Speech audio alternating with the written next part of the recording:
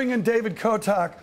It's great to have him here. He survived another year at the fishing lodge. Our guest host for the entire hour. Have a surveillance coffee mug.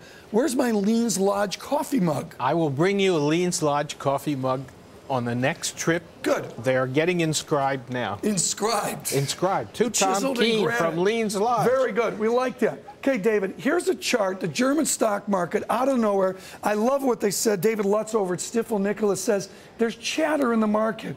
Normal. Look at this, folks. How can you invest with this plunge in the DAX, the German stock market, out of nowhere? How can you be fully invested? Free fall. It's a shock to everybody. The triggers are not clear. I kind of think it might be this upcoming court decision in Germany has something to do with Germany's participation. There's been a lot of explanations, all speculation. It's a free fall. We have highly volatile markets. When you have volatile markets, you get stuff like this. Let's rip up the script, which I think we're going to do like 8 times today. It's real simple. Spain, right out right now with others, they extend their short-selling ban till September 30th. Short-selling bans, if I go to the University of Kotok, they don't work, do they? No, they're temporary. They are a stumbling block. Markets have to clear the prices. Why don't they let them clear the prices? This is a political intervention. Makes them show they're doing something. As a matter of fact, they're gumming up the works. Dreaded first chart. We got 2 charts. This one and we got one in the terminal. This chart was this morning pre-Buffett, dead Buffett bounce. Bank of America Corp coming up thanks to Meredith Whitney for her appearance yesterday. It was a 601 and change. Up it goes. Those are moving averages, folks, that I use. They're pretty technical, but notice how it went right up to the moving average. Okay, now let's come over here. And I will use the Bloomberg terminal to show you the dynamic nature of the world of Bank of America. Here's the same exact chart post-Buffett.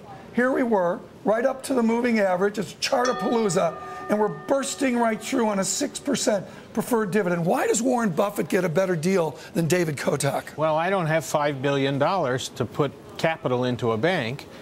Buffett's making a move. I agree with the move. He's done it before. He's done it well. He understands the industry.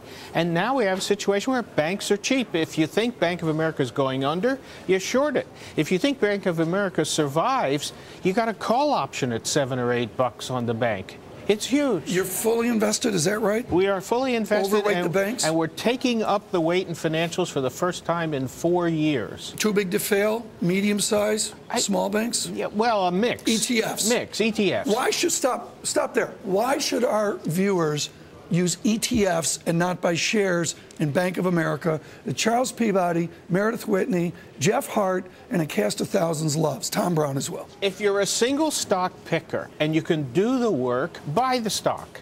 But recognize one thing.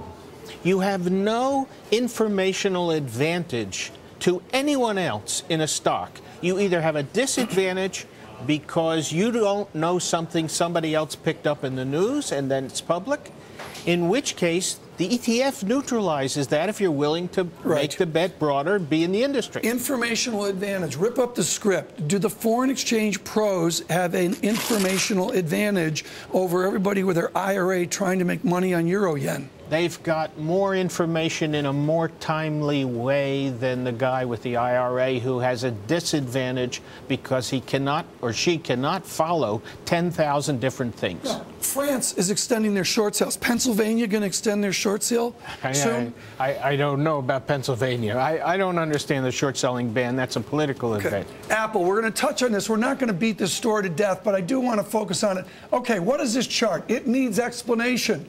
It's my iPod regression. I took a semi-log chart of Apple back to when David Kotok caught his first fish, and I regressed it from about when they started taking off after the iPod, and that red line is a trend. It's a well-organized trend, and they're really remarkably on trend. Are you comfortable owning Apple here if it's on trend? Gene Munster says it's dirt cheap, and it's going to do about a 70%. We have a weighted position in tech stock ETFs. Apple, by definition, has to be in it. It's big in there. Yeah. It's big. When you get a large presence of one stock in an ETF, then the ETF is going to mirror a lot of the participation of the stock. So if you don't like Apple, don't buy the ETF. But if you do like Apple, then take the whole group, broaden it out, and use the ETF.